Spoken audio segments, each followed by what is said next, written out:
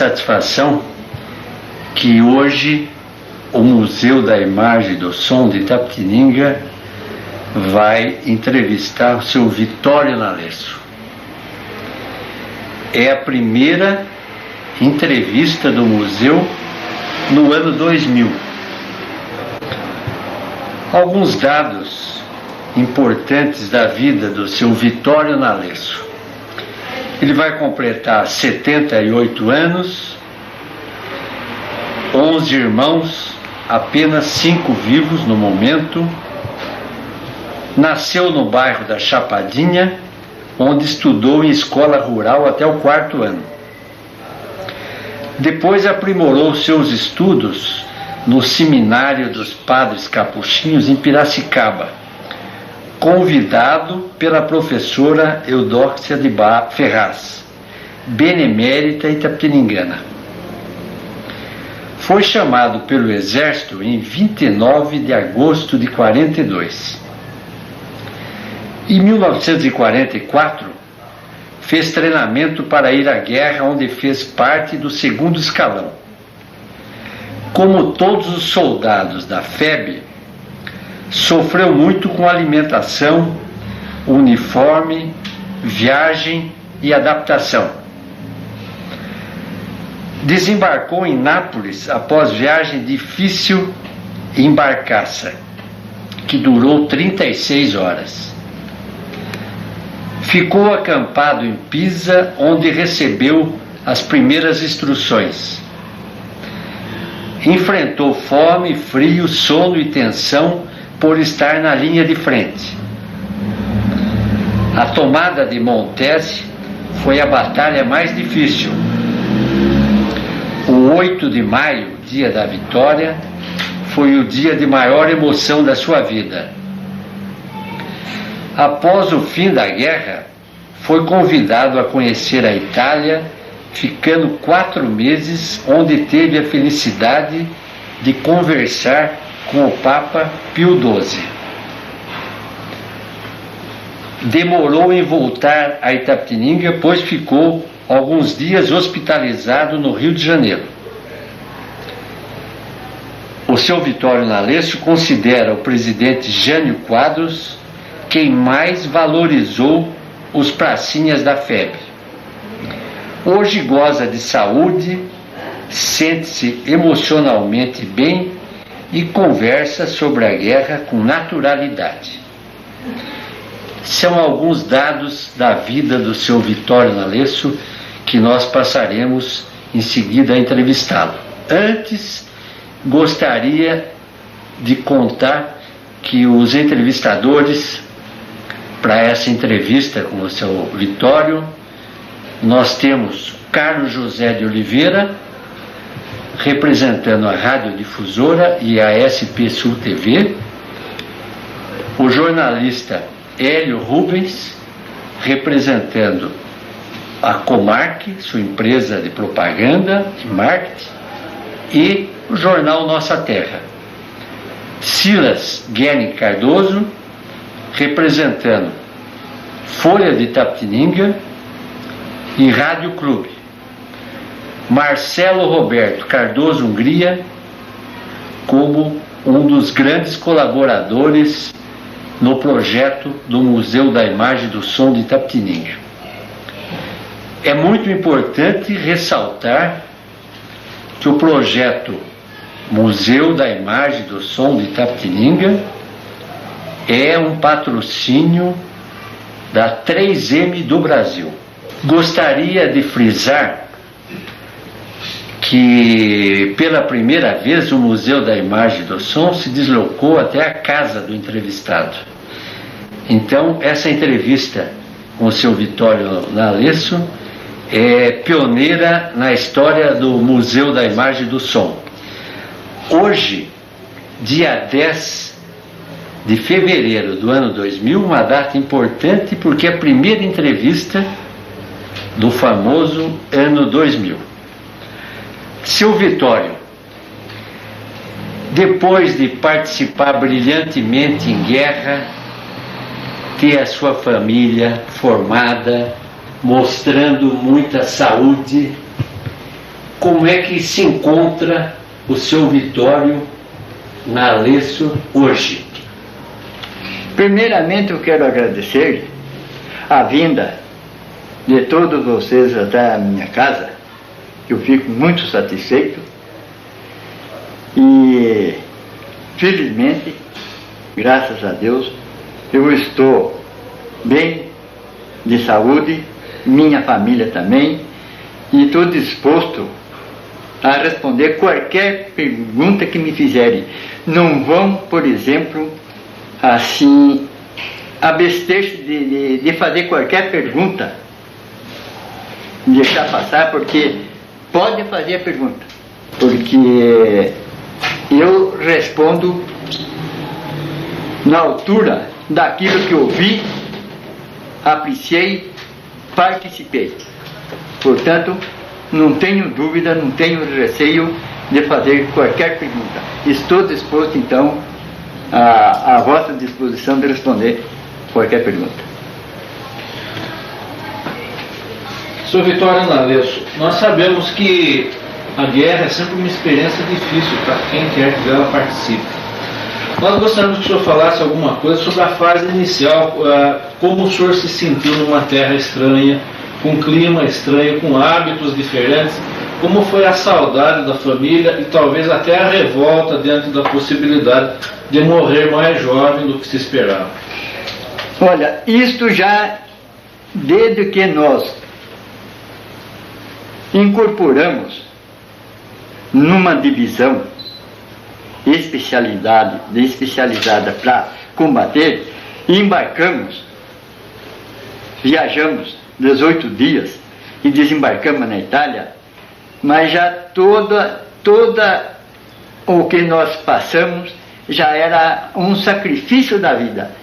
Desde que nós embarcamos, já notamos a diferença de comida. Chegamos na Itália, outro clima muito diferente, e a gente somente podia, como se diz, se comunicar, ter aquela comunicação dentro da própria força, porque a gente tinha americano, a gente não compreendia nada, tinha inglês, não compreendia nada, tinha mexicano, tinha para cá, para lá, nada se compreendia. Então a gente ficava restrito a qualquer comunicação com outras forças que estavam na Itália. E aí então a gente se sentia muito, era justamente a saudade da família. Desde o início de que nós partamos aqui, já tinha essa saudade da família, já começamos a sentir essa ausência, sem uma grande esperança de rever novamente a nossa família, o nosso Brasil, porque de fato lá nós começamos a se sentir, mesmo antes de entrar em combate, as consequências da guerra que a gente via no meio daquela cidade, no meio dos próprios italianos, mulheradas, crianças, tudo passando fome, e todas aquelas consequências de uma guerra que só trazia tristeza, lástima. Então a gente, vendo aquilo, a gente estava ali para enfrentar o combate, mas sem dúvida nenhuma, poucas esperanças a gente tinha. Sr. Vitório, eu queria que o senhor contasse um pouco mais sobre essa viagem. Primeiro é o seguinte, como é que foi o período de preparação aqui no Brasil? A preparação, naturalmente, para a guerra. Segundo, a viagem em si foi como? Foi de navio, né? Fomos de navio. Quantos eram? E como foi o trabalho de adaptação para a guerra lá na Itália? Ainda eu gostaria que o senhor me explicasse por que foi a Itália o local escolhido. Em que data exatamente vocês chegaram lá na Itália? Olha, a nossa preparação para o serviço especializado da FEB foi muito mal desde o início, mas muito mal. Os brasileiros sofreram desde o dia que eles partiram da sua casa, da sua chupana, porque a maior força dos brasileiros que foram eram tudo da zona rural.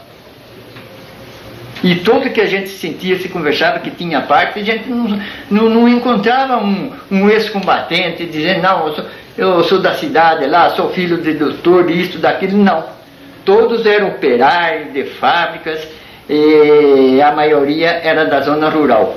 E a nossa preparação aqui foi muito mal, desde a partir dos exames médicos.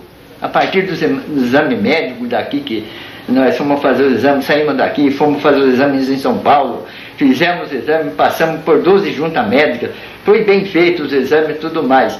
Mas, quanto ao tratamento, a deficiência do Departamento de Saúde era precário demais.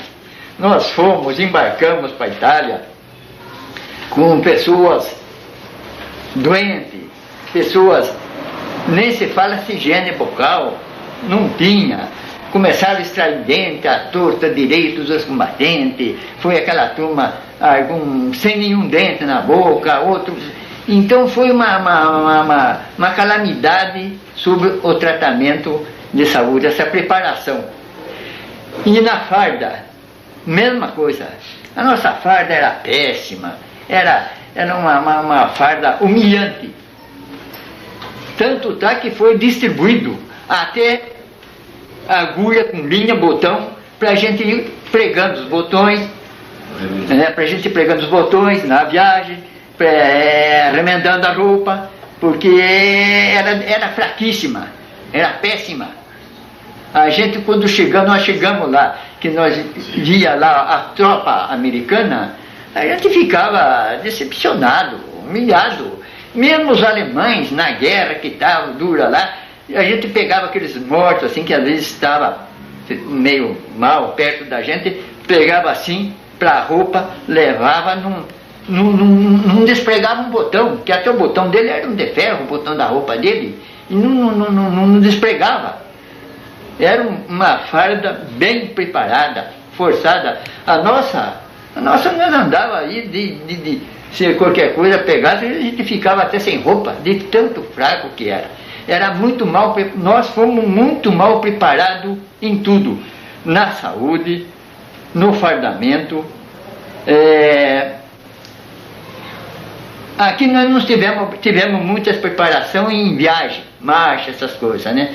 Mas em outras partes nada. Nem se fala um tratamento psicológico aí dos soldados, ser bem preparado, bem guiado, mas nada disso não tivemos. Tanto tá que quando foi para nós embarcar, da Vila Militar até no porto, nos cais, entramos no vagão, era fechado os vagões, tudo fechado, para não ver e não ser visto. Nós embarcava na Vila Militar, na estação, e desembarcava de lá, direto, já tomava o navio. Não via nada, não vimos nem nada. E assim foi, toda a tropa, foi do mesmo que eu estou falando, do regimento que eu pertencia, mas toda se seguiu o mesmo sistema.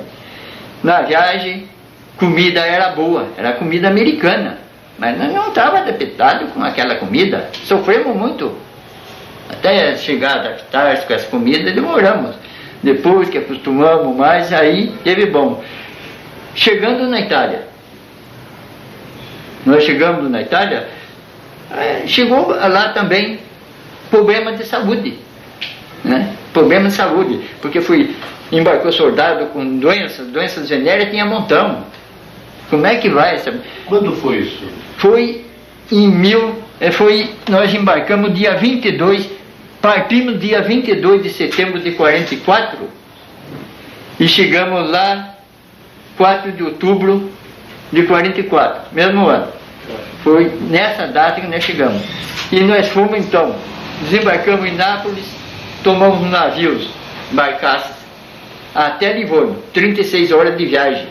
Não era de viagem, era 36 horas de inferno, porque sofremos, passamos de sofrimento, foi coisa louca essas 36 horas. De lá nós desembarcamos em Livorno, próximo Pisa. E de Pisa nós viajamos mais uns 4 quilômetros, acampamos lá no terreno, lá no terreno, uma área grande, que pertencia ao rei. Chama-se São Ransori. Essa barcaça era norte-americana? Era norte-americana. Comando era norte-americano? Tudo era do norte-americano. E essas barcaças, justamente, elas não levavam mais do que 40 pessoas. Né? E foi muitas barcaças. As pessoas que foi no navio, 5.300 e pouco no navio, foi 36 barcaças para levar essa turma. E que a tropa brasileira era mais de 5 mil? Não, esse é um regimento. O regimento que eu fui. No segundo escalão, porque no primeiro escalão, no 6º RI, já tinha seguido o 6º RI, que partiu também dia 4 de junho, do mesmo ano de 44, né? Partiu em setembro. E eles foram a mesma quantia de gente, 5.000 e poucos homens. Mas nesse segundo escalão, foi o meu regimento, que é o 11º de São João del Rei, Minas Gerais. Mas foi no mesmo dia um outro regimento, o 1º RI, o Regimento Sampaio, que é do Rio de Janeiro. Então foi 10.600 e poucos homens, nessa leva da segunda leva que foi. Mas lá já estava 5.000 e poucos homens, que eram do 6º RI. E depois houve mais expedições que foi, porque inteirou-se 25.000 e poucos homens na Itália, né? Porque depois que foi o primeiro, segundo e terceiro escalão, foi o 4º e 5º escalão, para completar a divisão, uma divisão das 3 divisões que os americanos pediram. O Brasil conseguiu mandar uma, e muito mal. Se a guerra prolongasse mais, não sei como é que ia se arrumar para mandar a outra divisão, porque a primeira já foi bastante trabalhada. Pois é, Sr. Vitório Nalesso, nós estamos naturalmente recordando os momentos difíceis da febre. E chegando na Itália, ao que parece, o Brasil, nessa posição tão inferior de preparação, condição de saúde, condição humana, fardamento precário, lá houve uma necessária adaptação de treinamento, soube até que a divisão comandada pelo general americano McClark, que pertencia à sua divisão, eles, ao que parece, forneceram fardamentos para os brasileiros, e também como é que era feita, além dessa posição inferior do Brasil para ficar mais adaptado aos ingleses, aos americanos, que muito mais capacitados e melhor equipados, mais preparados, como é que foi a adaptação da nossa tropa, da FEB, para ficar em condições, não digo iguais, mas para poder suportar a guerra com os aliados. E nessa adaptação se havia também a instrução e como era feita a divisão daqueles que ficavam na retaguarda e aqueles que iam para o fronte. Como era a divisão desses valores. Olha, seu Carlinhos, assim que chegamos, e nós fomos fazer o acampamento nesse local, no terreno do rei, lá perto de Pisa, em San Ransori, a primeira coisa foi a preparação da tropa. Tinha os americanos que orientavam os comandantes, e então nós ia para um certo lugar fazer o conhecimento das armas. Já recebemos as armas, recebemos metralhadora, fuzis, pistolas, munições, bazuca, esses armamentos portáteis. E entramos no conhecimento, e houve explicação, porque não houve muita dificuldade, porque já tinha brasileiros que foram, já antes do primeiro escalão, já terem contato com os americanos, aprender todos esses manuseios das armas, preparação de comida, de coisa, avanço, então nós já tínhamos os métodos, mesmo os brasileiros, acompanhado muito bem com os americanos, que acompanhavam para ver se saía certo. Mas nós já tínhamos essas pessoas que já foram aprendendo dos americanos. Então não foi muito difícil, nós temos pelo menos os manuseios das armas, foi coisa facílima, foi tudo fácil. Agora, quanto ao fardamento, quando fomos para a linha de frente, nós fomos com o nosso fardamento mesmo, porque era verão, tinha muita chuva, era chuva torrencial a partir de novembro, chovia todos os dias, chovia um mês inteiro. E nós então, quando foi em 1º de novembro, nós já fomos para frente, não lá na linha de frente, mas nós ficamos nas imediações no Vale do Rio Sérpio, onde o 6º RI já tinha posto em recuo a tropa alemã. Então eles já tinham se localizado há já muito tempo, mesmo que já vinham preparando, eles já estavam lá nas cordilheiras dos Andes, no Monte Castelo, Soprasaço, toda aquela zona lá, eles já estavam lá. Então eles se localizaram lá. Então nós ficamos, esse mês de novembro, assim como segunda linha, se aperfeiçoando mais de coisa, tomando contato, e lá que nós tivemos a visita do general Marclac, que foi visitar a tropa recente, coisa e tudo mais. E então, quando foi dia 30 de novembro, nós entramos já na primeira linha. Já fomos para a primeira linha de frente. Tanto está que dia 2 de dezembro, nós fomos na linha de frente. Então, eu recordo do local onde tomei a posição, que se chamava Abetaia, um lugar limpo, muito limpo, os alemães lá em cima, a gente não ia nada, mas nós até usávamos um pouco, nós dávamos um pouco de sopa, viu? Nós fomos de noite, caiu o dia, digo, onde que tem alemão aqui? Não tem nada, né? Todo mundo dando sopa, e os alemães lá dando risada, só vendo onde é que nós estávamos, né? Então, foi isso aí, quando foi de noite, eles atacaram onde houve um recuo, que depois a gente chega a contar essa história desse recuo que nós fizemos.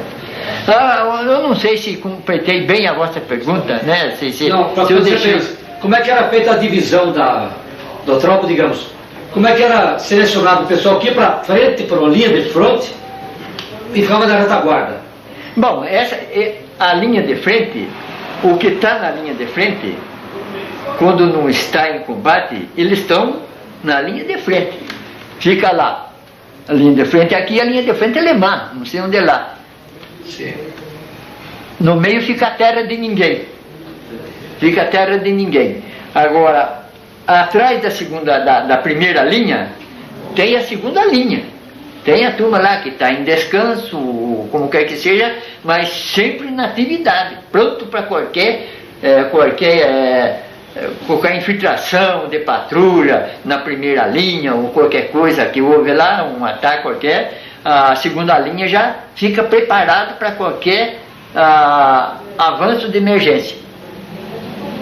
E depois, então, tem os comandos, né, para trás, tem mais tropa, mas sempre tem a segunda linha em posição.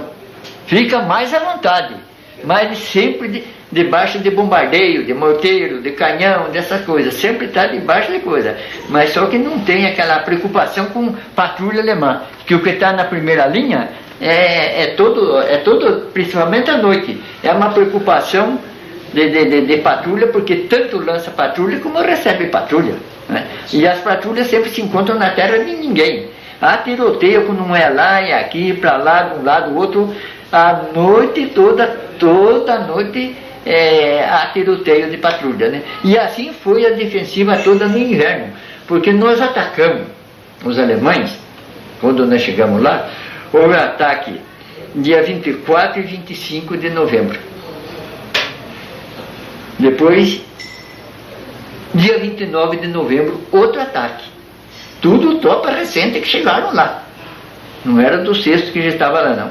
Era do 11 RI de Minas e do 1º RI do Rio de Janeiro. E dia 24, 25 e 29 de novembro. Depois, dia 12 de dezembro, que já tinha neve, ia dar com pau, viu? Dia 12 de dezembro fizemos o último ataque de dezembro, né, do inverno. Subiu o brasileiro, morreu o brasileiro lá em cima do Monte Castelo. Teve os brasileiros que subiram lá. Já no dia 29 já teve brasileiros que subiram lá. Tiveram lá em cima.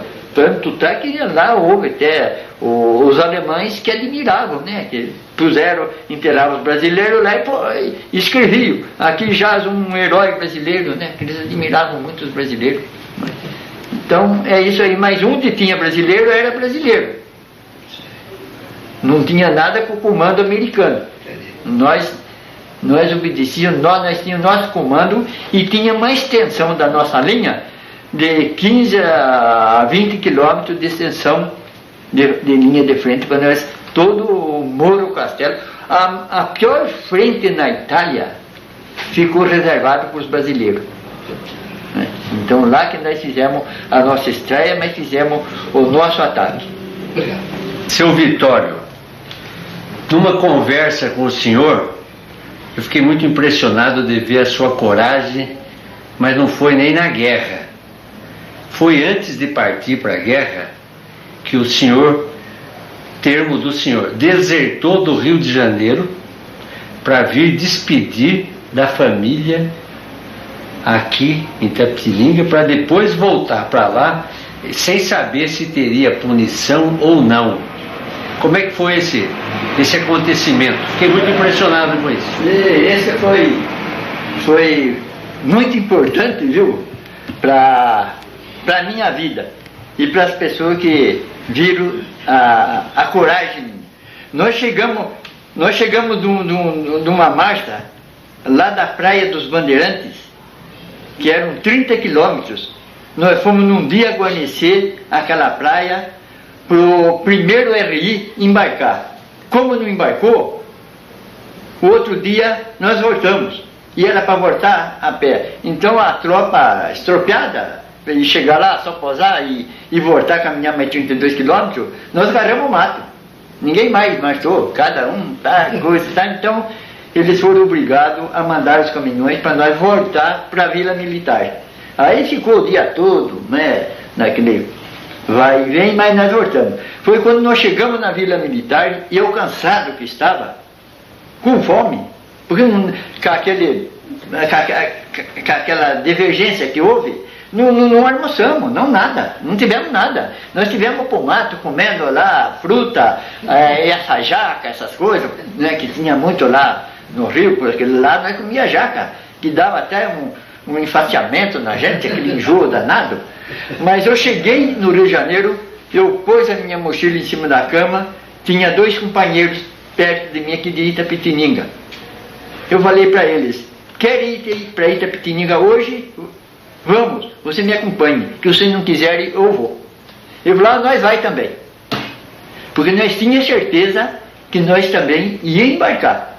O mais cedo, mais tarde, ia embarcar. Nós vamos, então, largamos a mochila lá e, sem banho, sem nada, viemos para a estação do Norte e pegamos,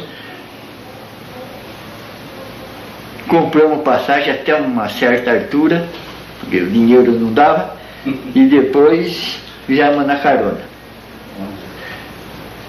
Viemos com dificuldade, sofrendo, em Caçapava, fomos presos, conseguimos escapar, chegamos em São Paulo, tinha patrulha lá na estação de São Paulo, nós pulamos do trem antes de chegar na estação, não é?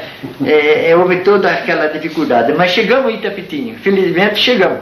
Viajamos então a noite inteira, o dia inteiro, a noite inteira para vir novamente de São Paulo até Itapetininga.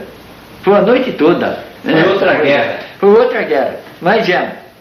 Chegamos, cada um foi para sua casa. Eu fui para Chapadinha, o outro colega meu, que se tornou-se cunhado depois, que é irmão da minha mulher, né?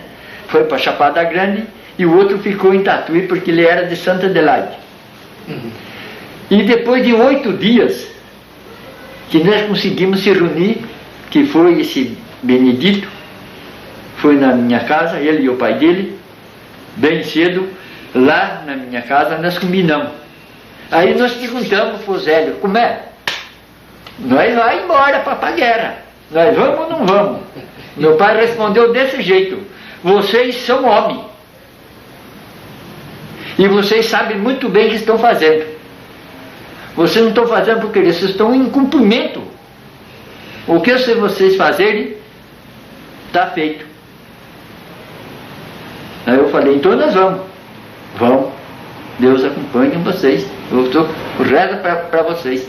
Então combinamos, então, e no outro dia, nós se reunimos daqui, fomos, pegamos lá o de Santa Adelaide e voltamos.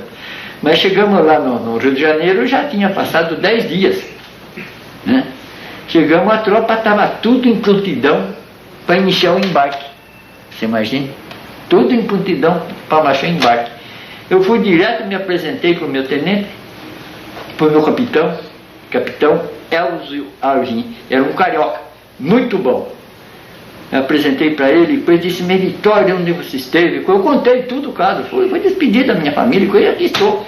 Então, pá, tá bom, então pega a vossa mochila aí e fique esperando aí que qualquer hora nós vamos embarcar. E o mesmo aconteceu para os outros e assim fizemos. Até nesse tempo eu tinha feito um curso de emergência de cabo, lá no Rio, que era para nós receber, dar em boletim, receber de vida dia 7 de setembro. E dia 7 de setembro, justamente, eu estava na minha casa, aí na Chapadinha. Não peguei a promoção, mas também não deu nada em boletim, não fui punido, porque eles deram graça de voltar. Né? Eles deram graça de nós voltar. E assim se foi. Né? É essa a pergunta. Muito bom. Seu Vitório, dos países sul-americanos, parece que o Brasil foi o único país a entrar na guerra. A Argentina, ao que consta, ficou neutra, e os outros países, embora tenham assinado uma declaração de apoio aos aliados, não entraram na guerra. Qual foi o sentimento que dominou o soldado brasileiro partindo para a Europa numa guerra que aparentemente não era a sua? Ele foi disposto a lutar como se ele estivesse defendendo a sua pátria, ou uma parte da tropa já foi desanimada por entrar numa guerra que talvez não fosse sua guerra? Olha, essa pergunta é uma pergunta muito boa, muito importante, mas a verdade é esta: a maior força dos pracinhas, dos brasileiros, foram para a guerra, eles sabiam que foram para a guerra, iam lutar contra os alemães, mas nada eles sabiam julgar isto ou aquilo. A única coisa que a gente julgava era isto: poxa vida, por que nós deixar o Brasil e vinha aqui? Por quê? Era a pergunta que a gente fazia para um para outro, né? Mas a maior força dos pracinhas estava inexperiente nessa parte. Mas a gente analisando o andamento, como é que era, agora a gente pode analisar, é um caso que de fato precisava ir até lá. Precisava, porque depois do Brasil perder mais de 25 navios dentro, bem dizer, nas praias brasileiras, perder mais de 1000 tripulantes e passageiros, né? Agora, defender, eles não atacaram nós aqui, mas nós fomos obrigados a ir lá, por causa que as forças aliadas que estavam lutando lá na Itália, estavam em dificuldade, estavam cansados em cansaço. Era muitas linhas de frente, então precisava de apoio. Então essa divisão brasileira, que era 3 que era para ir, foi uma só, os americanos nem sabiam, né, como ficaram contentes de nós chegar lá, né? Ficaram barbaridade contente, embora que eles pouco julgassem os brasileiros que pouco podia fazer, porque inexperiente de coisa, pouco preparo e tudo mais, mas eles ficaram abismados quando foi o dia da tomada mesmo do Monte Castelo, que foi dia 21 de fevereiro de 45, eles ficaram abismados, porque os brasileiros, junto com a 10ª de montanha americana especializada, quando a 10ª de montanha subiu em Belvedere, lá em Sopraçaço, em Belvedere, já tinha brasileiro lá, primeiro do que a especializada de montanha. Então, os brasileiros não tinha terreno. Para ele era na planície, era na água, era no lodo, era nas montanhas, era soldado que, mesmo sem preparo, sem especialização daquele ataque, daquele compromisso, ele fazia tudo. Ele era de montanha, ele era de coisa, ele era da água, ele era experimentado em tudo. E então, os próprios alemães admiraram e falaram que a 148ª divisão alemã, que caiu no poder dos brasileiros, e eles falaram que nunca viu combatentes, soldados corajosos igual aos brasileiros. Sr. Vitório, há uma versão histórica que fala que esse afundamento dos navios brasileiros aqui na costa do Brasil teria sido feito pelos próprios aliados, no caso pelos americanos, que era para forçar o Brasil, que estava na dúvida, a entrar na guerra. O senhor concorda com isso? Como é que o senhor vê esse aspecto? Olha, isso daí, mesmo quando antes do nosso embarque, já corria esse boato, já tinha essa conversa, que é uma coisa até que dava para a gente acreditar, né? Para o Brasil então se decidir logo, porque o Brasil estava amarrando muito o Getúlio, né? Falava que o Getúlio era muito amigo do Hitler, coisa, né? E como de fato era o mesmo, então tinha essas versões, né? Mas os alemães não queriam de jeito nenhum que os navios brasileiros que se rumavam para o norte, era porque tinha carregamento de cereais, de coisa, né, que podia ajudar, ia lá para os Estados Unidos. E eles não deixavam ir mesmo, não passavam nenhum. Eles afundavam mesmo. Mas afundaram mesmo quase a maioria aqui nas costas do Brasil, né? Então é uma coisa que a gente não pode, até hoje, né, fica, como se diz, essa pergunta no ar, né? Mas é essa aí, né? A gente continua ainda em dúvida.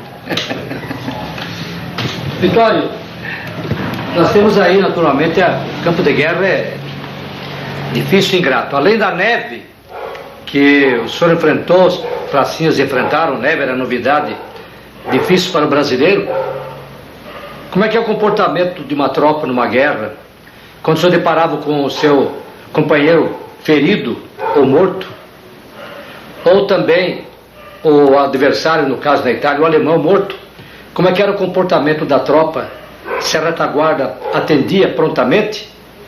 Como é que era o comportamento desse trabalho durante uma guerra, como foi na Itália, com a Força Expedicionária Brasileira, enfrentando os alemães, ao lado dos americanos?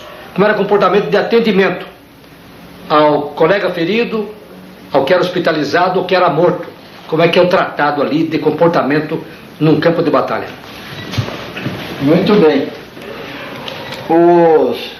Sempre, quando existe um ataque, vai haver um combate,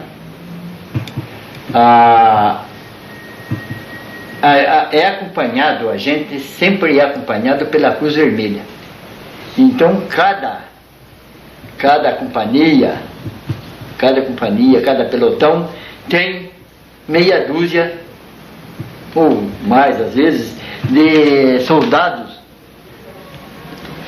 da Cruz Vermelha, que são já também especializado, eles já carregam todos os curativos de emergência, para ferimento, qualquer coisa, eles já são enfermeiros, eles são especializados para esse caso de urgência.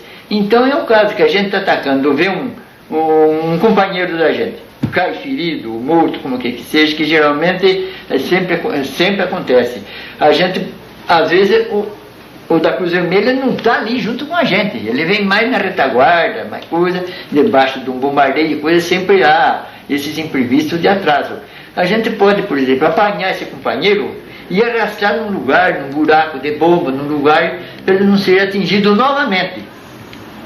É esse socorro que a gente pode dar para o companheiro, mas não impede, por exemplo, o avanço dele, que o que está ferido, morto, vai ficando. A Cruz Vermelha é que vai atender, né? Tanto seja parceiro, companheiro da gente, como o inimigo, que a gente mais para frente vai tomando um terreno, qualquer coisa, a gente vê o inimigo também, né, ferido, né, qualquer coisa, a gente também pode proteger o caso dele, né, dar uma proteção, arrastar para cá, para lá, para não ficar muito às vistas de outro ferimento.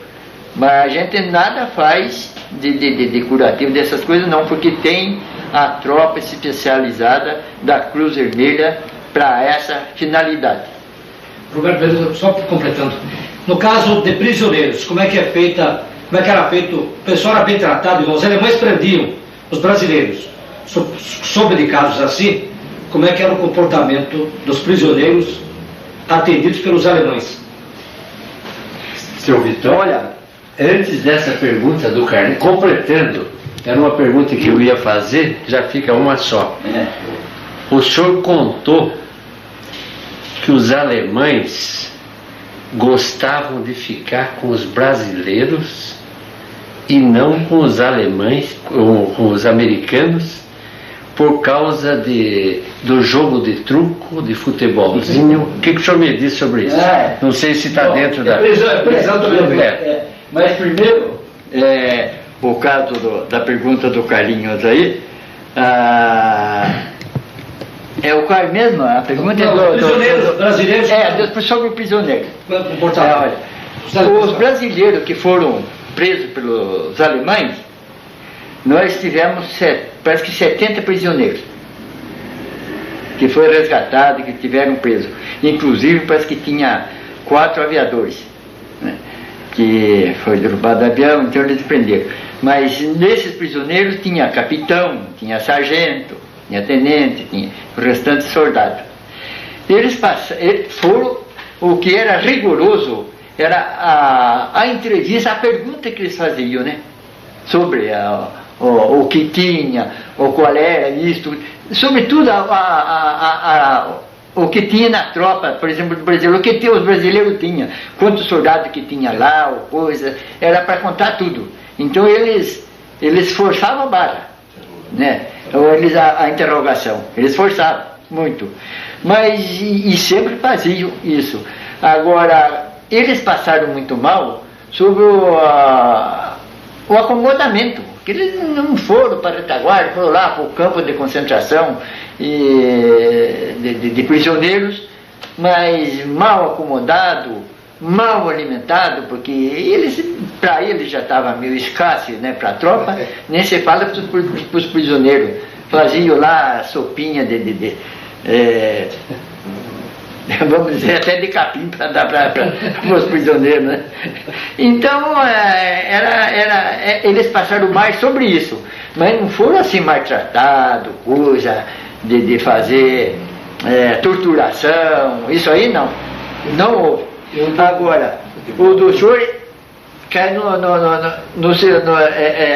depois da guerra, após-guerra, nós, quando fomos para os acampamentos, que fomos para cá, para lá, pouco tempo nós tivemos num acampamento junto com os alemães, né? E os alemães assim nem ficavam a par deles, mas eles eram o nosso cozinheiro. Ele fazia o café para nós, o almoço, a janta, né? E era bastante os alemães que tinham lá, viu? Se eu não me engano, era um regimento, 5.000 e poucos homens também que estavam lá. Mas como os alemães, todos eles, tinham especialidade. Eles tinham especialidades. Ou era ferreiro, ou era carpinteiro, marceneiro, todos eles tinham uma função. Então a maioria dos alemães prisioneiros, os americanos, tinham caminhões americanos, tudo, mas nada de americano no meio. O americano não era motorista, o americano não dava ordem para um soldado, não dava nada. Era só os próprios alemães que mandavam. Era um regimento, então quem era o responsável ali era o comandante. Então se houvesse qualquer coisa entre soldado, deserção, briga, qualquer coisa, quem ia responder era o comandante, não o soldado. É uma coisa que nunca houve, não nada, eles trabalharam tudo direitinho, tudo mais, mas nas horas vagas, quando vinham do serviço, quando não iam trabalhar, nós jogávamos futebol juntos, aí raspava a canela com os alemães lá, né? Aí não era outra guerra, né? E no truque também, sabe? Nós não compreendíamos não nada, mas o baralho dos italianos não era fácil, né? Porque era por desenho, né? 4 de pau era 4 pau, né? Era isso, por desenho que era fácil. E nós jogávamos lá, não sei, nós jogávamos cigarro, chocolate, porque aí eles tinham o mesmo tratamento nosso. Quando eles entraram lá trabalhar, que eles iam trabalhar na construção, refazer os prejuízos, né? Das ferrovias, das rodovias, das pontes, né? Essas coisas, então eram os italianos e alemães que iam trabalhar o que eles destruíram, não é? Então eram sendo reconstruídos, mas eles tinham o mesmo tratamento que nós tínhamos como vencedor e eles tinham como vencido, tinham o mesmo tratamento, tudo igual. Seu Vitório, ontem eu estive com um colega seu de participação em guerra, o Argemiro Toledo, Miro. E conversando com ele, tentei ver se ele faria uma pergunta especial para o senhor. Ele reagiu, não quis. Depois, com jeitinho, nós fomos conversando com ele e ele, no fim, contou e até fiquei muito impressionado. Ele chorou e falou, olha, estou arrepiado, sobre a Batalha de Montese, que foi a pior, na opinião dele, que ele esteve junto com o senhor. Queria que o senhor explicasse um pouco para a gente. De fato, depois que nós escapamos das cordilheiras ali do Monte Castelo, nós confrontamos com Montese, uma cidade boa, uma cidade grande, bem no alto, uma montanha, uma extensão de área de terra assim, uma serra, e ali os alemães fizeram, para nós foi a última defensiva que eles fizeram, foi ali depois que recuaram dos Apeninos, do Monte Castelo. E foi o meu batalhão que ficou incumbido mesmo de atacar direto a cidade. E nós estávamos então numa linha de frente, onde está essa fotografia aqui, chamado esse local de Iola. Ficava confrontando com Montese. Então, nós começamos um ataque lá às 8 horas da noite, atravessamos uma planície debaixo de um fogo do alemão já de noite. Ele sabia que não ia atacar, descobriu, desceram a mecha. Tinha um pequeno córrego no meio do vale, que o soldado foi tomando, encheu de tanto soldado que daria uma hora, encheu o córrego, estava transbordando a água. Foi aí a água que fez nós sair. Aí nós reiniciamos o ataque. Atacamos a noite toda. Quando no clarear do dia nós estava já entrando na cidade. Aí que foi só não lutamos com os alemães lá de arma branca, porque os alemães não topavam na baioneta. Eles não topavam na baioneta, não topavam. Eles topavam no gatilho. Nós lutamos o dia inteiro de gatilho assim, passo a passo, com bazuca, foi indo para conquistar, para nós entrar na cidade. Foi o dia inteiro para nós entrar na cidade. Então não houve na Itália, em local nenhum de combate, mais sangrento do que foi em Montese. Morreu, houve muita gente ferido, e um ataque, pro meu ver, que eu assisti todos os ataques ali, quando não participei, eu assisti os outros atacar ali de Monte Castelo, não vi nenhum tão horrível como foi Montese. O fogo que esses alemães fizeram depois que nós entramos na cidade, antes de tomar e depois que nós tomamos.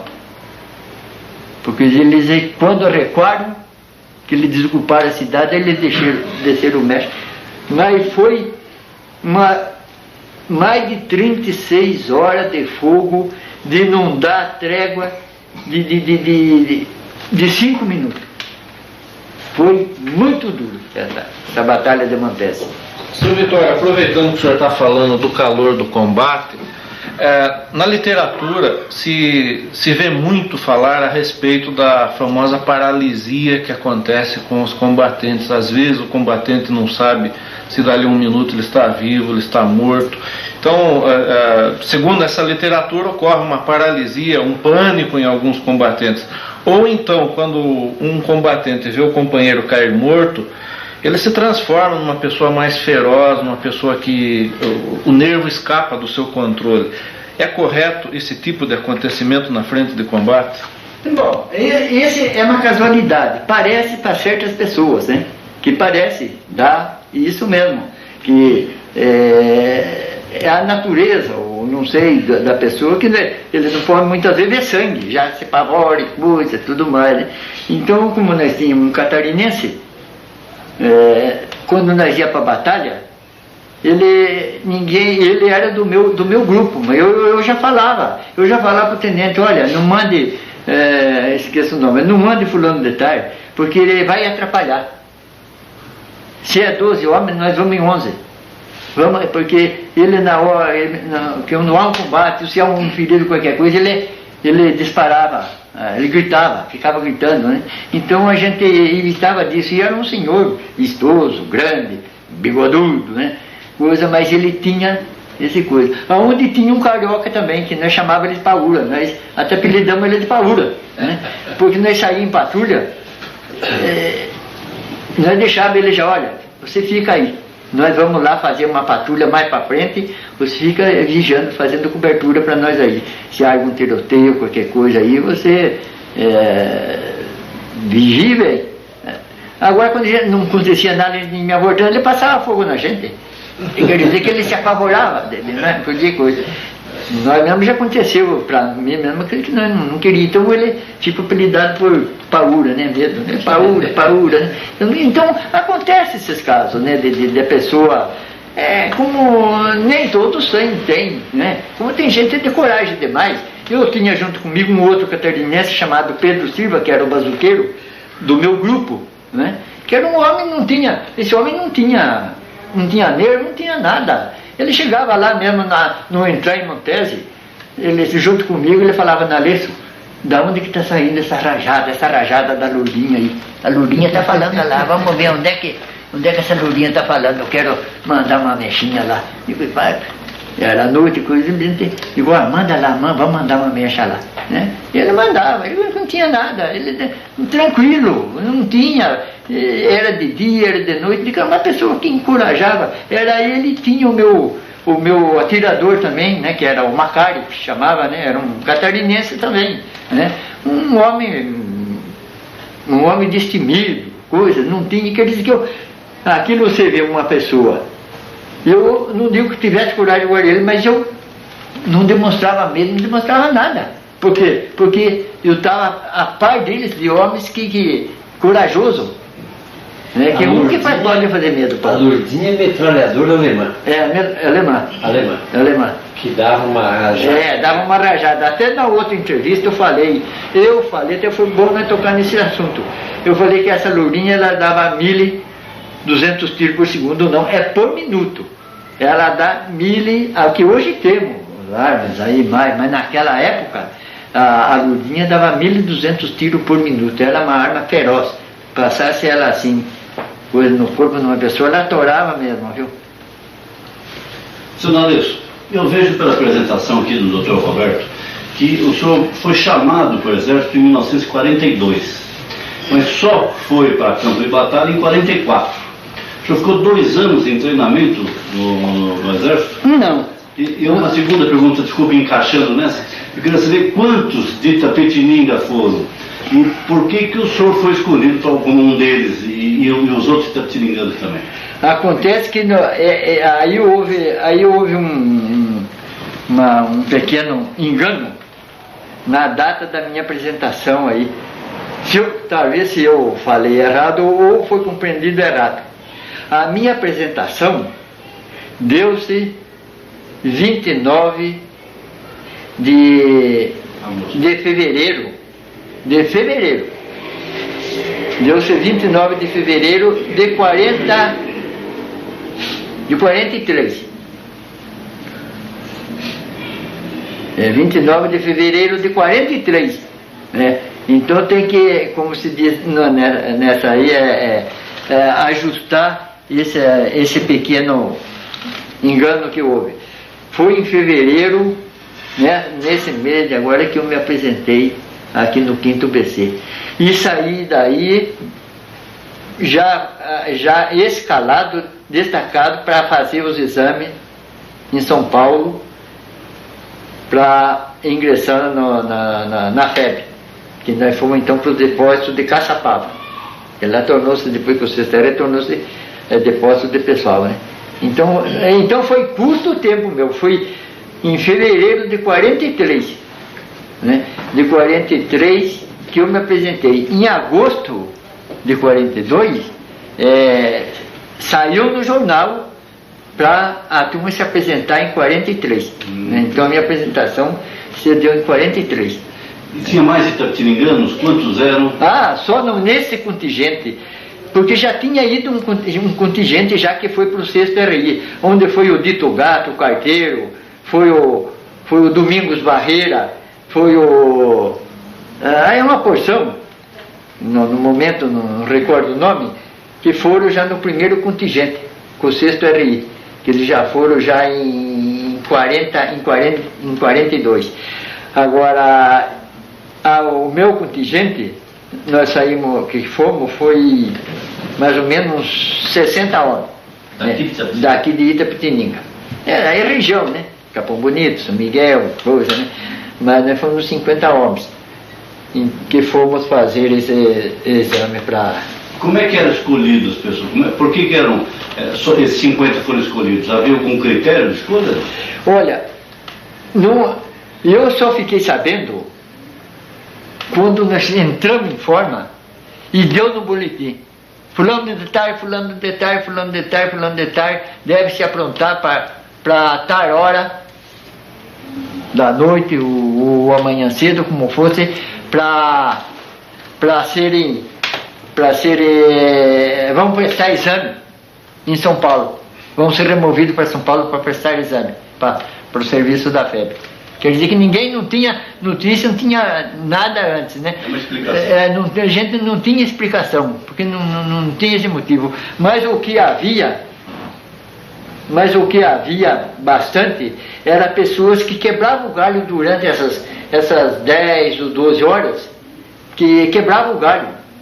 Né? Muita gente, eu conheço gente aqui de Itapetininga, que quebrou o galho, uns 4 desse contingente que puseram outros em lugar. Eu mesmo também, se fosse, porque, poxa vida, eu não tinha nem jurado bandeira ainda para mim, coisa que eu se aprendi, incorporei em março, abril, maio, quando foi em julho já estava em Caçapava, já tinha feito, não tinha nem 5 meses de praça aqui ainda. Pois é, nós temos aqui a figura e as palavras muito expressivas do senhor Vitório Nalesso.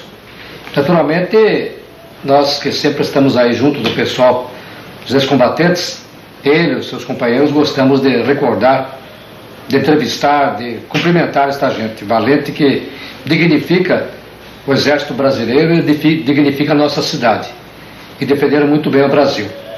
Mas ainda nós temos a colocação seguinte, senhor Vitório.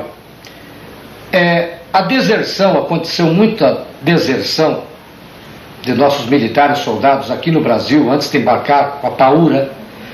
A deserção no campo de luta na Itália aconteceu também. E depois da vitória, naquele período que a Itália estava massacrada, o comportamento de muitos brasileiros, seus colegas pracinhas, foi de modo, digamos, a abusar da mulher italiana. Alguns se casaram, houve prostituição, houve miséria, houve, digamos, problemas da integração do brasileiro com as italianas e com as famílias italianas. O que aconteceu na parte festiva depois da vitória e antes disso a deserção no Brasil e na Itália? Houve 4 deserções aqui de Itapetininga. Agora, lá na Itália, lá não tinha jeito de desertar. Desertar para ir para onde? Se desertasse depois, como é que ia voltar? Então não tinha jeito de desertar. Lá tinha que aguentar a bala.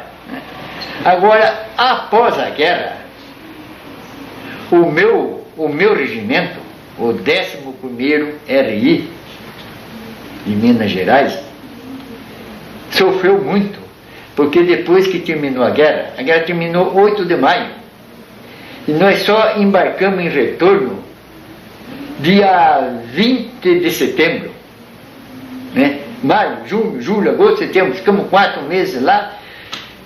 Quando terminou a guerra, nós estávamos em Turino, mas de Turino viemos logo para Alessandria. E Alessandria estava bom, uma cidade grande, bonita, tinha rio para a gente tomar banho bastante, tinha lugar para ir passear, cidade vizinha, como Gênova mesmo. De Alessandria a Gênova, eu ia cada 2 dias, 3 dias, eu ia em Gênova, né? Eu era pegar um dinheirinho lá e coisa, vender cigarro para os italianos lá, qualquer coisa, eu partia para Gênova passear, né? Que lá a gente se virava.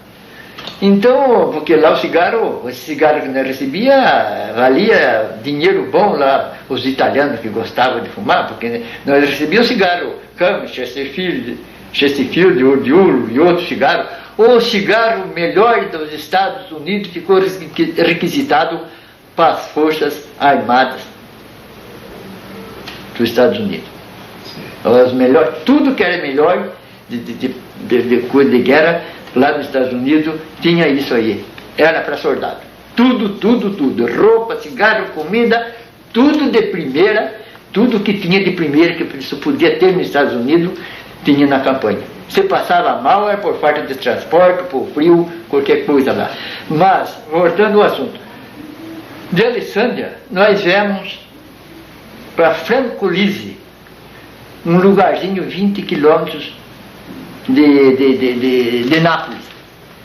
Um campo, não tinha nada, umas casinhas longe. Lá foi feito um acampamento meio escolhido pelos brasileiros. Não sei. Tem muita coisa para a gente explicar sobre esse negócio, não dá tempo. Então vamos parar nisso aí. Ficamos nesse lugar sofrendo, então os brasileiros ficou lá. Não tinha onde ir. Começou a pegar, a fazer tocha. Fazia tocha para todos os lados. Teve um brasileiro que fez tocha até para a Rússia. Você imagine? Foram para a Rússia, brasileiro. Vai para um lado, Roma, aí. Então ia para esses lugares. E os que ficavam ali, foi desmoralizando o bom andamento da FEB que teve até esse momento. Porque o que é fazer tocha? Tocha, sair por conta, sem ordem, sem permissão. Então, até... Aí havia abertura com mulheres também. Então a turma que ficou ali virou numa prostituição danada, viu? Coisa incrível. Ficou aquela... Dali, quando nós fomos para essa Francolise, dali 30 dias, tinha mais mulheres no acampamento em roda, beirando um ribeirão lá, tinha mais mulheres italianas, ou não italiana, não sei, tinha mais mulheres do que o regimento, né? Então a turma ficou lá, e debaixo de uma poeira danada, porque o acampamento foi feito no meio do campo de lavoura lá, sabe? Agora fechei as ruas para cá, para lá, onde entravam os caminhão, saíam, porque a rua principal era asfaltada, mas ainda fazia uma curva. Não fazia aquela curva lá. Não fazia, mas, e os caminhões que entravam lá eram um pó, e um calor medonho, viu? Sofremos barbaridade. E eu ainda tive bons tempos, porque eu quase pouco parava no acampamento. E, por sinal, ainda tive mais de 20 dias, quase um mês, que me deram licença para mim para ficar em Roma. Então lá eu tinha tudo. Lá não gastava um tostão. E fiquei um mês lá, comendo, bebendo, dormindo e fazendo. Completando só, os americanos mandavam artistas fazer shows também lá, né? Mandava. Muito artista famoso teve lá. Muito, mandava. Isso no quanto que depois que terminou a guerra tinha todas as, né? Mas ali quando tivemos no Francolise, lá logo também eles se retiraram, né? Nós ficamos sofrendo lá. O senhor lembra o nome dos artistas, algum? Não lembro. Não. Não lembro. Não era, não era o importante. Não era o importante da gente. Seu Vitório, o senhor citou aí Roma, onde o senhor passeou muito, com tudo pago, numa vida boa, inclusive conversou com o Papa Pio XII na época. Como é que foi esse acontecimento? Quando eu tive essa oportunidade de ser premiado nesses 20 dias de passear em Roma, sem gastar um tostão, tudo por conta do exército, eu tive essa oportunidade de conversar com o Papa, porque nós reunimos lá uns 15 brasileiros. E os brasileiros eram fáceis de conhecer, porque conforme os outros também eram, mas o brasileiro sempre carregava no braço uma escrita Brasil, trazia Brasil, além da cobra fumando também escrito Brasil. Então um dos soldados brasileiros era conhecido Brasil, lá os italianos todos conheciam, né? Um brasileiro. E o Papa, quando viu essa turma de brasileiros, que lá era um dia de visita, nós juntos, ele mandou apartar esses brasileiros. Ele mandou tirar nós da fila que ia passar por ele, para deixar por último, até um certo ponto. Está lá, depois vai os brasileiros. Então, quando dali uns 10 ou 15 minutos, que ele atendeu muitos soldados que tinham lá, era americano, inglês, isso não era um pouco, mas tinha marroquino, tinha canadense, tinha muitos soldados, ele atendeu, e mesmo os outros civis. Aí nós fomos, eram uns 20 brasileiros. E eu sempre gostava de ficar por último, nunca gostei de ser o primeiro. Eu sempre gostava de ser o último, eu quero ser o último. Então, quando eu cheguei, a gente se inclina, beijei a mão dele, ele perguntou meu nome. Aí eu falei, Vittorio Nalesso. Nalesso, descendente de italiano. Eu era descendente de italiano, disse, sim, sou descendente de italiano, né? Aí ele perguntou da onde que eram os meus pais, né? Meus pais, a avó era são lá de Pádua, Padovano, tudo mais. Aí então ele me abençoou a família, tudo, coisa. Eu levei daquelas bênçãos do Papa, eu estava com uns 10 ou 12 que tinha tirado para irmão, para tio, coisa, sabe? ele então abençoou os meus objetos e coisa, e preciso despedir, mas conversei com o Papa. Momento emocionante. Momento emocionante. Foi minha maior alegria nessa parte de religião. Foi esses tempos que eu passei em Roma, porque conheci não só o Papa, mas conheci as igrejas principais. Eu estive no Coliseu, estive lá no local onde foi preso São Pedro, São Paulo, os apóstolos, vi a cadeia, as correntes, lá o local, lá no centro, o local onde foi fuzilado Santa Cecília. Eu vi tudo isso dentro do Coliseu. Fui na igreja São João Latrão, né, onde está lá as escadas, que veio transportado lá de Jerusalém, onde Jesus Cristo subiu a conversar com Pilatos. Os pingos de sangue estavam certinho naquelas escadas laúdas, assim, são 20, 22 graus, estava o rastro de Cristo com o pingo de sangue perfeitíssimo dele, coberto de vidro. A gente subia de joelho rezando o Padre Nosso até lá. Então vi um pedaço do madeiro da cruz, vi uns pedaços da coroa do espinho de Jesus. Quer dizer que estão coisas que a gente gostava, porque o meu avô falava. O meu avô sempre falava, dizia: olha, lá em Roma tem a estátua de São Pedro, que o dedão da unha dele, assim, do pé, está gasto de tanto o pessoal passar o dedo, passar a mão lá para beijar. Eu tinha 7, 8 anos, 10 anos, né, quando ele contava essas histórias, e aquilo inculcou, né, que quando foi a primeira vez que eu fiz a tocha, eu estava em Alessandria ainda. De Alessandria eu fui lá em Roma, porque falava que nós íamos embarcar em Gênova. Eu disse que nós embarcar em Gênova, não fui em Roma. O que é isso, a gente vir numa guerra, tanto sofrer, né, e não conhecer Roma? Eu, mais uns 4, 5 da minha companhia, fizemos a tocha e fomos lá. Passamos uns 3 ou 4 dias lá em Roma, vimos. E com a primeira coisa que eu fui ver lá o pé de São Pedro, vi a estátua, tudo mais, olhei bem, e de fato era mesmo, viu? Um dedo grande, grosso, assim, desse jeito.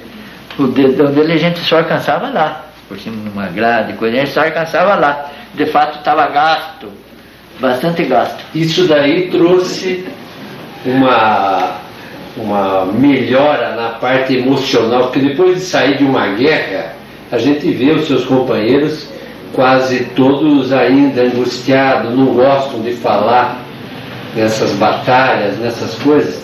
Tem a impressão que esse período de Roma, o senhor com muita fé, a família toda religiosa, deve ter feito muito bem ao senhor em termos assim espirituais. De fato, isto me ajudou muito naqueles momentos que eu estive lá em Roma, porque os dias que estive lá, eu ia todo dia lá. Eu levantava, tomava o café, tomava meu banho, meu café, e eu ia pegar meus companheiros que eram brasileiros, nós ia lá ver as coisas. Foi lá que eu fui conhecer o pau-brasil, que era completamente tudo já dentro daquele cômodo grande, revestido com madeira. Tinha o italiano lá que explicando, né, madeira do Brasil, pau-brasil, coisa. E lá tinha, como se diz, a riqueza do Papa, que todos os países depositavam lá uma recordação da nação, coisa. E tinha de todas as nações, tinha lá um troféu de ouro, de prata, hoje, tudo quanto era joia, mas é infinidade, e coisa rara dos apóstolos, coisa. Então a gente tinha só de ver aquela igreja, de ver outras igrejas, que a gente esqueceu os dias, os momentos que estive lá, e eu esqueci que eu passei por uma guerra. Parece que foi um sonho. E me serviu então para, de volta ao Brasil, eu ter o que contar e saber, como dizer, enfrentar uma vida que, graças a Deus, agora depois que me aposentei, eu trabalho assim com afinco numa sociedade que eu tenho, que é a Sociedade de São Vicente de Paulo, que eu trabalho muito a bem dos necessitados. É fazer casa, fazer tudo. Eu sou há mais de 40 anos, dentro de uma conferência de Nossa Senhora Aparecida, que eu trabalho muito para essa conferência. Então, isso aí me ajuda muito, viu? Me dá muita saúde, tanto na parte espiritual como material. Me dá sempre a coragem. Seu Vitório, o senhor tem em sua residência uma fotografia do fuzilamento do Benito Mussolini e da sua amante Claretta Petati. Nós sabemos que quando o Brasil entrou na guerra, haviam já duas facções na Itália, uma do Mussolini e uma do general Badoglio. Existiam também os guerrilheiros comunistas. Essa divisão que existia na Itália, de alguma forma, ela influiu, ela interferiu na atuação da Força Expedicionária? Alguma vez vocês tiveram apoio de uma facção contra a outra? Nós gostaríamos que eu contasse um pouco dessa fase. A única facção que se prontificava e ajudou mesmo muito eram os partisanos italianos, que quando nós entramos, os soldados, as forças das Nações Unidas na Itália, aí começou a surgir aquele povo que era contra o Mussolini, né? Porque o Mussolini implantou o fascismo rigoroso, duro, para os italianos. Ele consertou a Itália, levantou a Itália, deixou a Itália numa potência, como o Hitler fez na Alemanha. Mas desgostou muito uma parte da população italiana por os atos que ele fazia. Então, quando houve a guerra, houve muito essa perseguição dessas facções, essas facções italianas, interna, uma guerrilha entre eles, que um era o nazi-fascista, e outro era o nacionalista, que não era o fascista. E eles se brigavam entre eles. Então tinha uma guerra civil dentro da Itália, que só foi amenizando nas condições, no trajeto, no avanço que as tropas aliadas iam fazendo, iam amenizando aquela briga dos italianos. Tanto tá que teve italiano que foram lá para frente russa, para cá, mas deixou essa intriga, essa briga de italianos civis, né, que brigavam por causa das próprias políticas deles. Então, quando nós, num certo ponto que nós tivemos, que quando terminou a guerra, lá em Turino, eu assisti um fuzilamento. Eu assisti um fuzilamento de 12 pessoas numa tarde de uma quarta-feira, e eu e mais 4 companheiros. Nós estávamos armados, porque nós estávamos fazendo uma certa limpeza na turma lá, e deu certo nós entrar numa saída da cidade, uma fábrica grande que era de tecido, tinha lá uma turma de partisanos que vieram encontrar com nós. Aí que ele veio encontrar com nós, contou as histórias e coisas, e já estava a turma que era para ser fuzilada. Ele chamou para nós, não sabia de nada, fomos até lá. E foi quando houve o fuzilamento dessas pessoas. Nos retornamos, nós comunicamos à nossa autoridade, que imediatamente foi comunicado o Estado-Maior, que já foram nessa mesma noite, nessa mesma tarde, foram lá e suspendeu então esses assassinatos que estava havendo entre os próprios italianos. Então ali ele contava que a guerra era muito, porque ele perdeu uma mão, porque os fascistas cortaram a mão dele, fizeram torturação para ele, tanta coisa. Tinha outro que chegava até a fazer castrar, né, fazer o castramento. Nos próprios italianos pegavam para forçar onde é que estava um outro. Então havia essa, pior do que a guerra. Então foi amenizando, foi acabando esse negócio, mas que houve essa grande tragédia na Itália entre os próprios italianos, houve. Isso eu assisti. Sr. Vitório, o fato mais conhecido da participação da FEB na Itália parece que é a tomada do Monte Castelo. Agora, o senhor falou também em Montese, e naturalmente deve ter acontecido outros fatos, outros acontecimentos, vamos dizer, que justificam a participação brasileira lá. Minha pergunta é o seguinte: pelo que eu entendi que o senhor falou, mais ou menos 35 mil brasileiros foram mandados pela FEB lá na Itália. 25 mil. Essa participação, no geral, avaliando hoje, bastante tempo depois, o senhor acha que foi uma participação brilhante do Brasil? Foi uma coisa que realmente teve alguma importância para a guerra? E eu queria também saber até que ponto o fim da guerra, né, representou uma alegria, uma participação. Como é que foi o anúncio do fim da guerra? Eu queria que o senhor avaliasse um pouco a participação do Brasil e destacasse um pouco como é que foi o fim da guerra. Olha, no Monte Castelo era difícil, era muito difícil, foi um lugar falado, porque ali os alemães fizeram a sua defensiva, que ali era a linha gótica. Eles fizeram para não ser barrar mesmo qualquer avanço. Eles tinham ali. Mas ali ficou muito importante falado por causa da defensiva deles e a dificuldade dos brasileiros subirem lá. Mas não houve nenhum dos ataques, dos 4 ou 5 ataques de Monte Castelo, não houve nenhum tão duro, tão penoso igual foi o de Montese, porque o de Montese foi, bem dizer, 48 horas de fogos mesmo, sem cessar. Quanto que lá no Monte Castelo, quando foi o dia da tomada, 21 de fevereiro, foi tranquilidade, porque a 10ª de montanha e um batalhão do primeiro aí, eles subiram para a esquerda, à direita os brasileiros flanquearam, romperam as coisas, foram fechando. Quer dizer que ali o meio eles já deram decorrer, coisa que não houve uma resistência dura, né?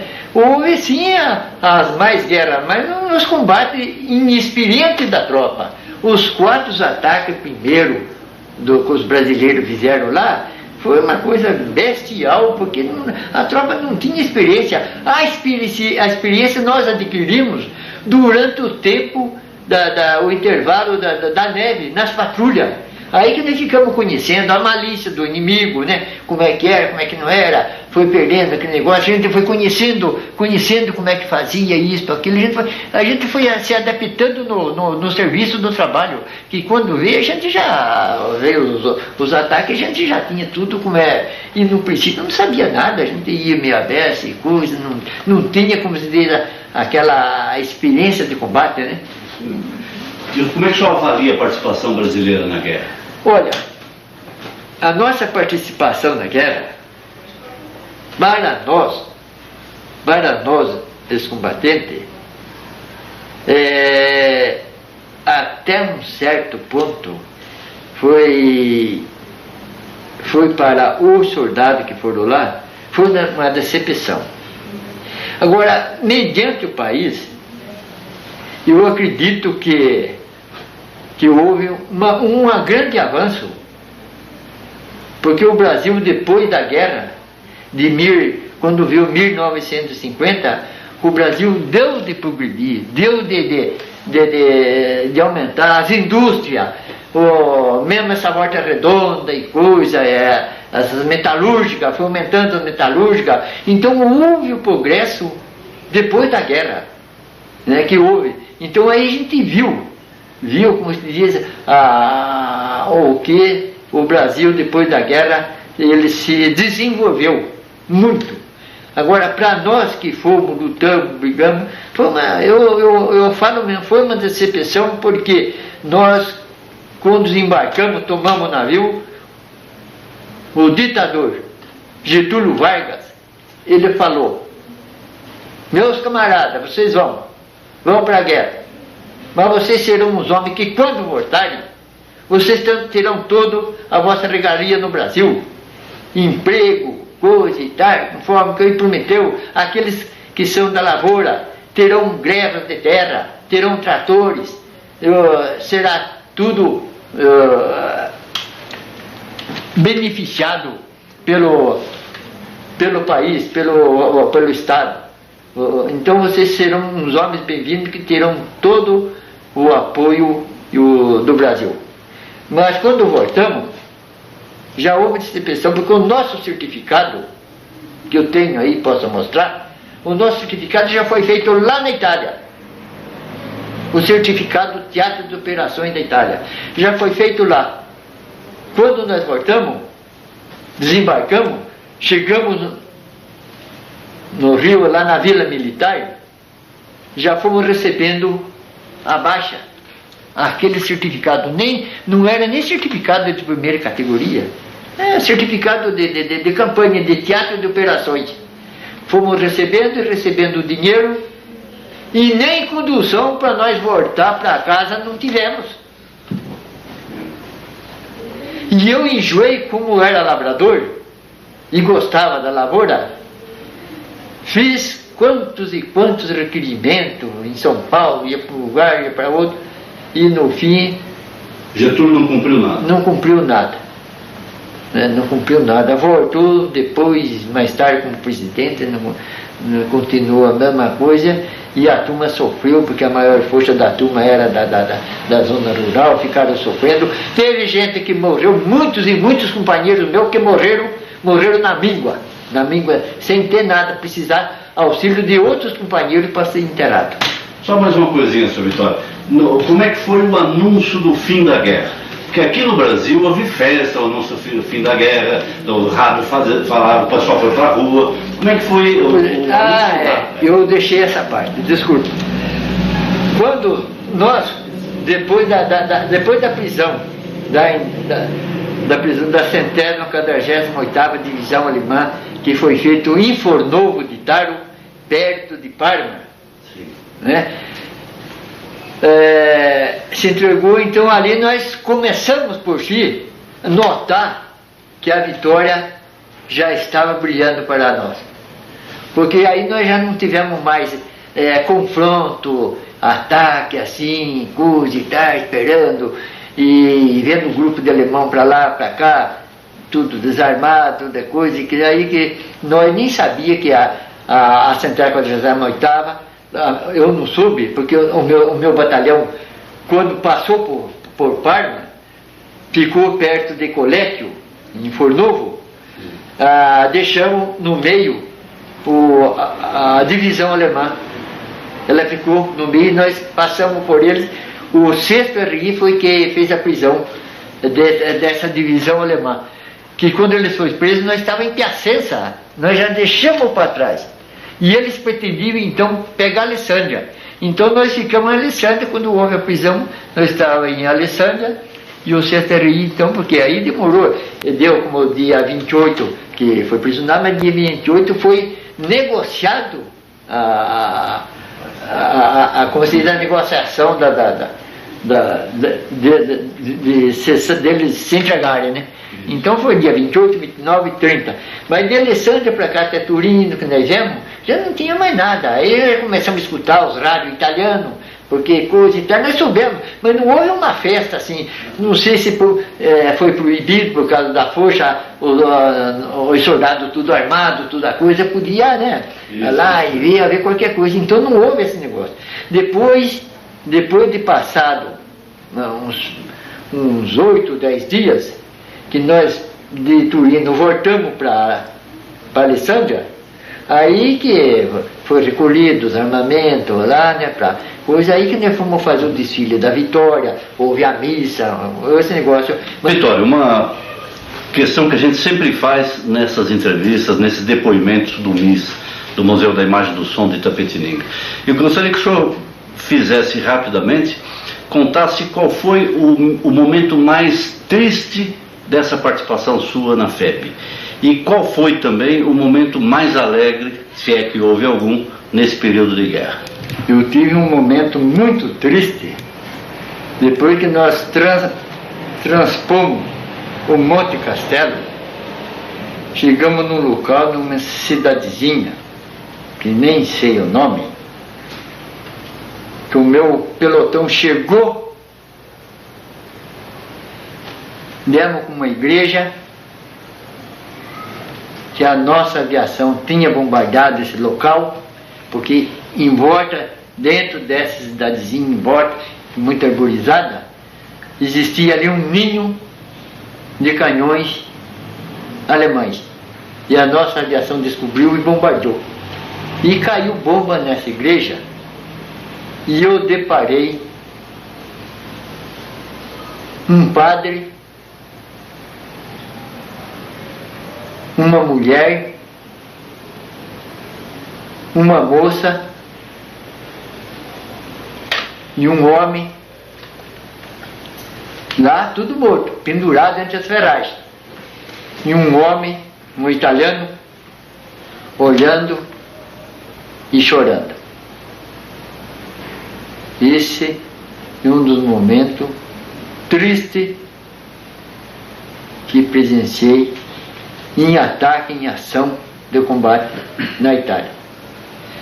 E o momento mais feliz que eu tive na Itália foi quando a notícia veio, quando nós estávamos ainda em Turino, antes de deslocar para Alessandria, foi dado a notícia que a Alemanha estava derrotada e a guerra na Europa tinha terminado.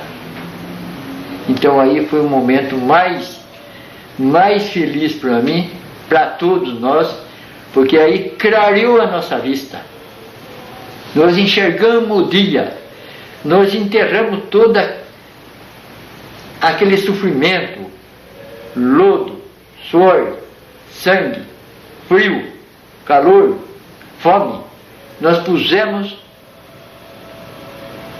num buraco e solapamos, enterramos, esquecemos daquilo. Nós não tinha mais, nós não queria mais destruir ninguém e nem ser destruído. Nós queríamos então a paz e voltar para o Brasil. Esse foi o momento mais alegre. O senhor lembra do dia exato desse anúncio da rendição? O dia da rendição nós tivemos exato o dia certo, que foi o dia 8 de maio, nós estávamos lá em Turim. 45. 8 de maio de 1945. Sr. Vitório, o ditador Getúlio Vargas ficou 15 anos no poder e foi derrubado exatamente logo após a chegada, algum tempo após a chegada da Força Expedicionária Brasileira.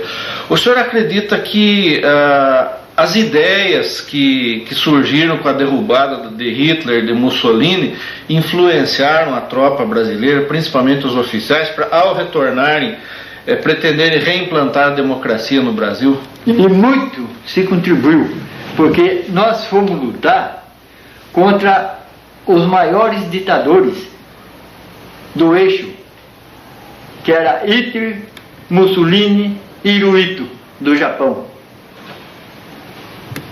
E eram ditadores, e eles foram derrotados. Por que que agora, lá mesmo nós já comentava, lá na Itália nós já comentava, nós voltando para o Brasil, como é que nós vamos fazer com o nosso ditador? Vamos continuar com a ditadura? Nós, soldados, agora você pense, o Estado-Maior, os coronéis, né, que são os chefes, o que eles pensavam? Mesmo o ministro da guerra.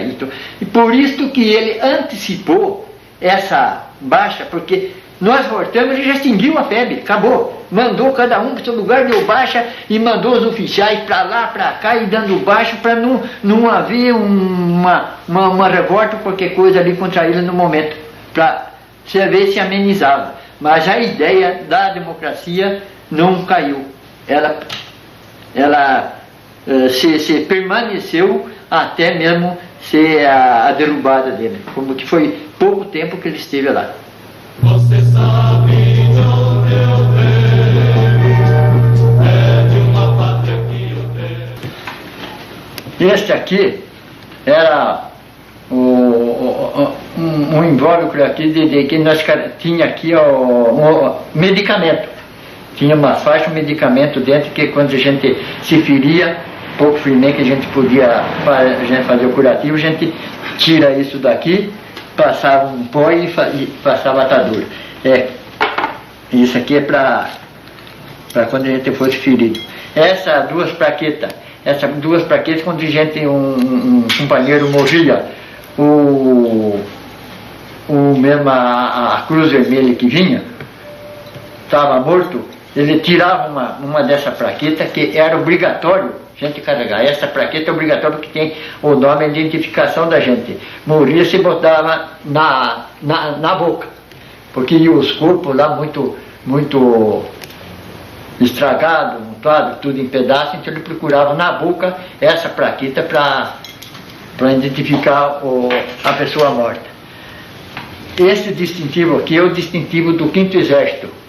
Era obrigado a gente ter esse distintivo aqui, principalmente não na linha de frente, mas quando a gente ia passear, que ia para algum lugar, a gente tinha que usar para uma patrulha de outras unidades, saber que a gente pertencia para esse aqui, que é do 5º Exército. Essa é a nossa cobra fumando, né? Que é essa cobra fumando, que ninguém perguntou sobre a cobra fumando, como é que ela está viva, está morta, como é que ela surgiu na tropa, né?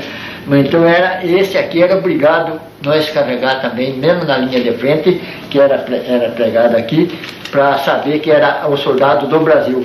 E que os alemães diziam que era mais fácil mesmo uma cobra fumar do que um brasileiro chegar lá na Europa. Mas foram e mostraram para eles.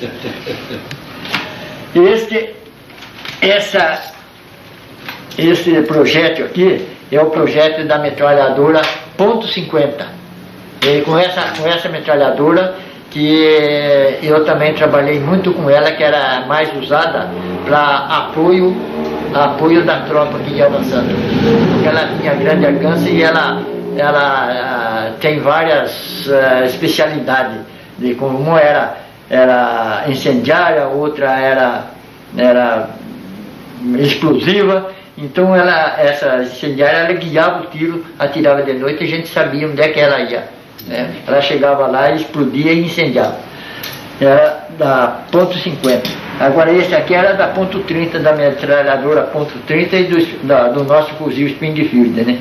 Então era usado na .30, que essa metralhadora dava 800 tiros, dava 800 tiros por minuto, enquanto que a dos alemães dava 1.200. Agora este aqui é o dinheiro de ocupação, o dinheiro de ocupação da Itália, que é impresso pelos americanos. Tinha essa é uma delas.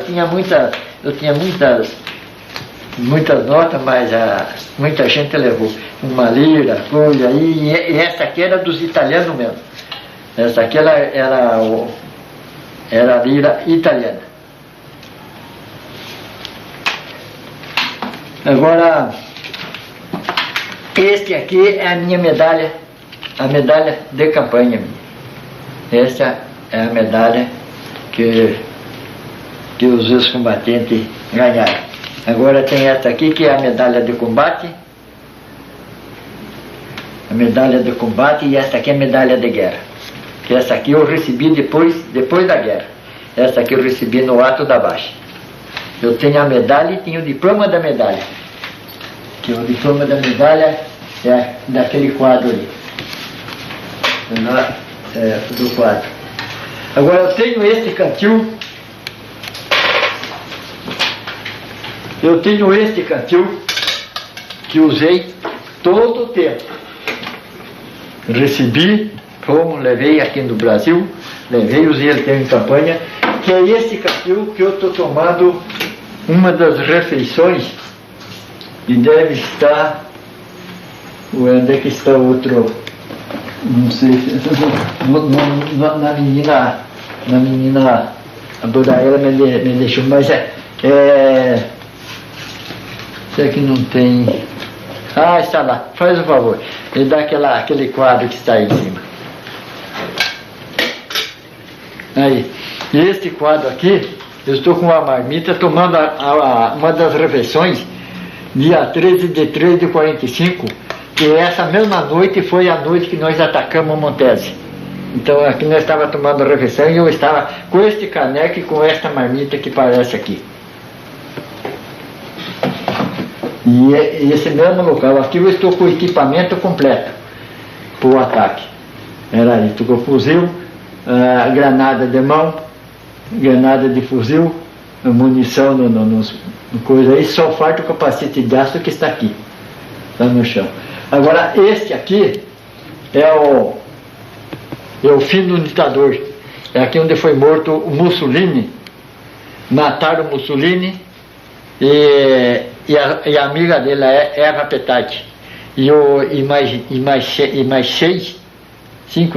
cinco, seis do oficiais do Estado-Maior dele. Este cantil não é um cantil brasileiro. Este cantil é um cantil alemão, de um tenente alemão que caiu prisioneiro em minha mão, lá em Montese, na entrada de Montese. Então este cantil foi uma recordação que eu trouxe, fiz o maior empenho para me trazer esse cantil alemão, de oficiais, que os oficiais só que tinham cantil dessa natureza. Agora este aqui é o diploma da passagem do Equador, quando nós fomos para a Itália. Na passagem do Equador houve aquelas festas do rei Netuno e coisa, foi uma festa muito bonita, mas essa passagem do Equador não é muito fácil não, é um local que a gente viaja umas 4, 5 horas, onde o navio dá muito balanço mesmo, coisa que nós não percebia quase o balanço do nosso navio, que conduzia com a tripulação dele, era 6 mil homens, né? Agora você imagine balançar bastante, porque a passagem do Equador não é muito fácil mesmo. era perigoso. Agora, o navio que nós fomos nele é este aqui. Eu tive a felicidade de viajar nesse navio, que é um navio que trazia todo o conforto. Tanto me levou como me trouxe. Esse é o navio, o General Meigs, que tinha o General Mani, que era do mesmo tamanho, do mesmo jeito, né, que transportava a tropa. Mas eu tive a felicidade de ir com ele e voltar com ele. Aí aqui está escrito ainda: navio que transportou tropas brasileiras na Europa durante a Segunda Guerra Mundial. Aqui em diante. A recordação do navio transporte de tropas General Meigs, 17 de setembro de 45. Isso, 17 de 8.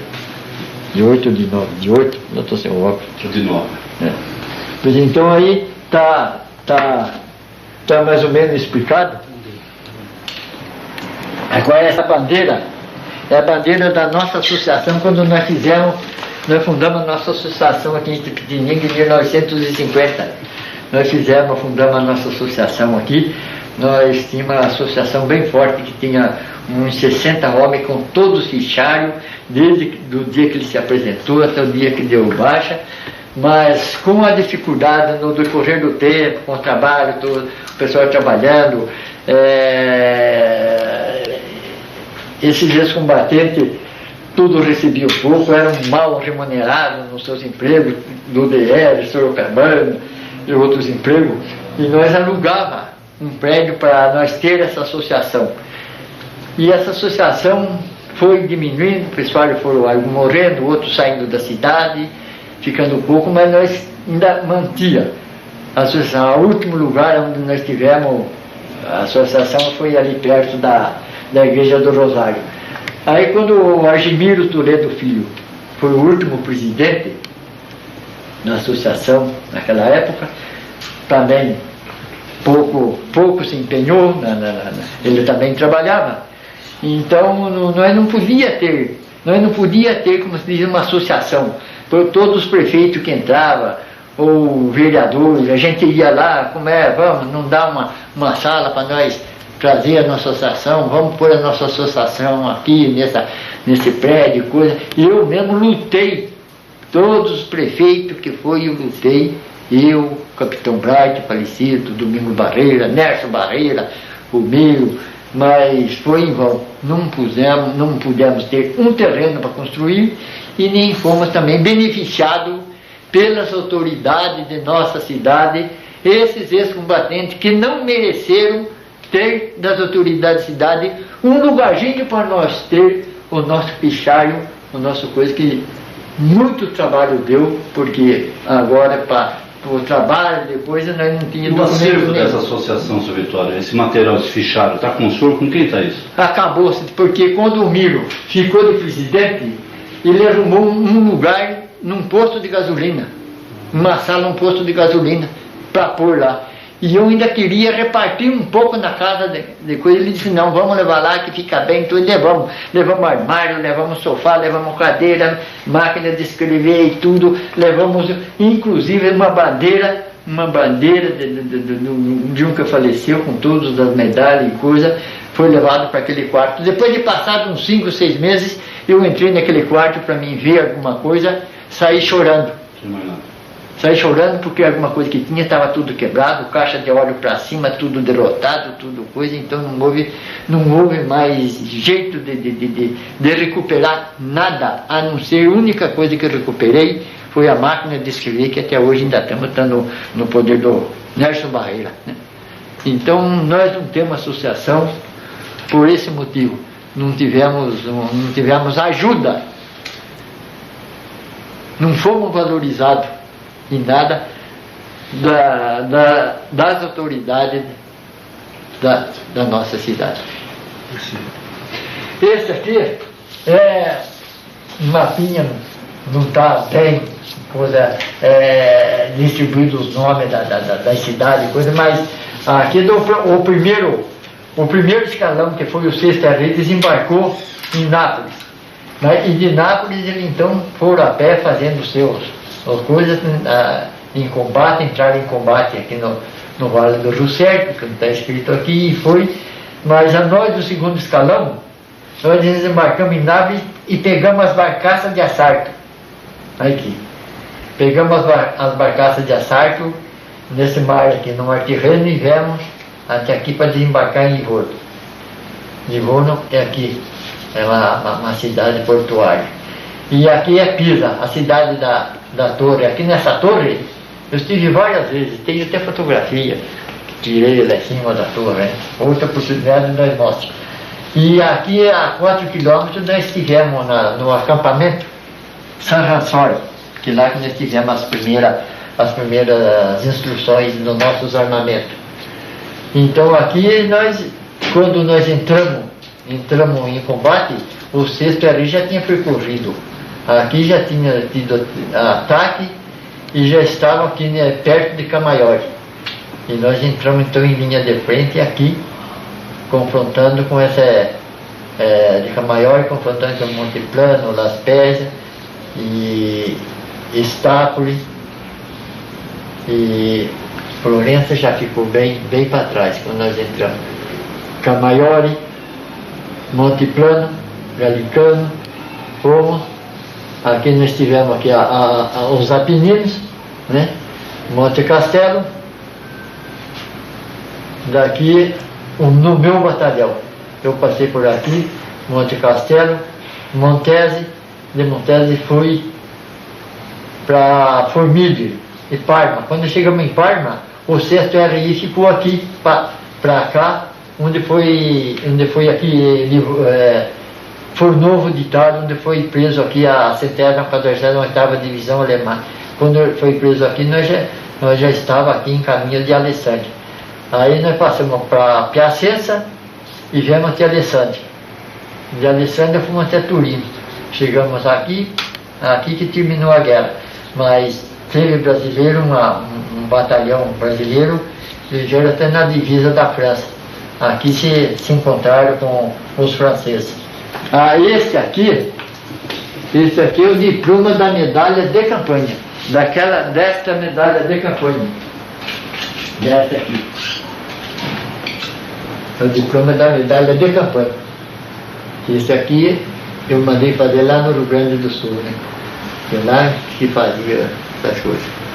Então eu mandei tirar lá, mas eu tenho tudo aí, minha folha, meus documentos, está tudo intacto aí. Não deu tempo de eu tirar aqui, tá.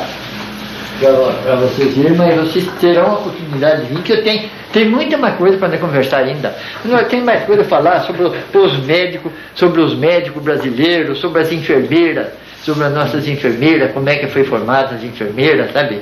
Que é umas histórias meia complicadas das enfermeiras também.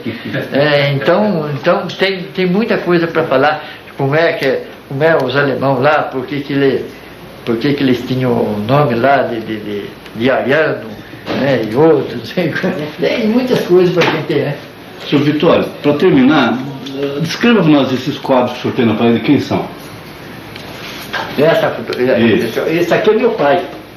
Esse aqui é minha mãe. Como era o nome dele, né? Moisés Nalesso. Ana da Conceição. Esse aqui, aquele de lá, é eu e minha esposa em sorteio.